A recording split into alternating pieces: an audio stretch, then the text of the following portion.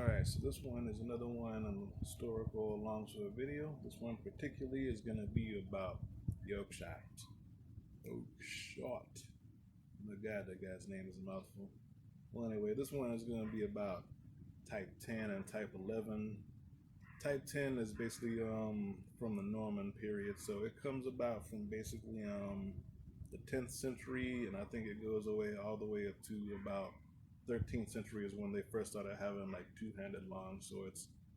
So most of them were one-handed, and these were basically the Vikings type swords. Like with them, they had like a really broad flat end, and some of the edges weren't like, the points were in some cases actually round and whatnot, but they weren't. It's like basically an arming sword kind of, except only like a lot fatter and broader. But yeah, using the whole arming sword, and that's a great analogy right there. But if you ever like seen like the earliest Viking swords and all that, then basically that's more likely than not like a type 10. They were like the earliest long swords, some of the oldest and eldest. So Anglo-Saxon and Viking period type swords and whatnot, and they would basically come from a period called the Norman period. So not terribly pointed. This is probably around the time where like chainmail and whatnot wouldn't be super common. And a type 11, well, before I like go on to type 11, like I think they had like a fuller that ran about like halfway down the blade. So if they did have a fuller, like they always weren't like commonly shown with the fuller and whatnot. Like the technology was kind of a bit new at this point. So the type 11 is basically like that one, except only but a little bit longer and a little bit longer fuller. Like they're just like slightly extended. So I think yeah, the type 10 probably be somewhere around there, like knocking off these first couple of inches, and then the type 11 is basically like that same a bit, except only with the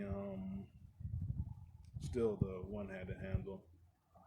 So yeah, not much difference between the type 10 and 11, and that's basically the reason why he made this whole typology to begin with, because a lot of the typologies actually end up getting like confused from one another because they look so similar.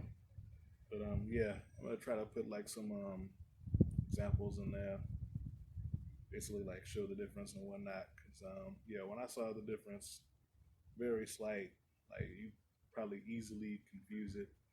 But I know that a couple of people are really like partial to Viking period type swords and all that. So okay. So yeah, for those of you partial to Viking blades, there's any people trying to basically like show you like a two-handed Viking sword for the most. I know there's like a lot of different subtypes for various different swords on the oakshott's typology, but I believe type 10 and type 11 had the least. And there basically were no two-handed Viking swords, so like a lot of people like sell that and like it looks super cool, but nah, man, they didn't have any. And also, for those of you that do kind of like a cut and thrust sword, this one had basically like no distal taper, so it wasn't like a super great thruster or anything. So that's basically something to be made aware of if you're thinking about getting one of those.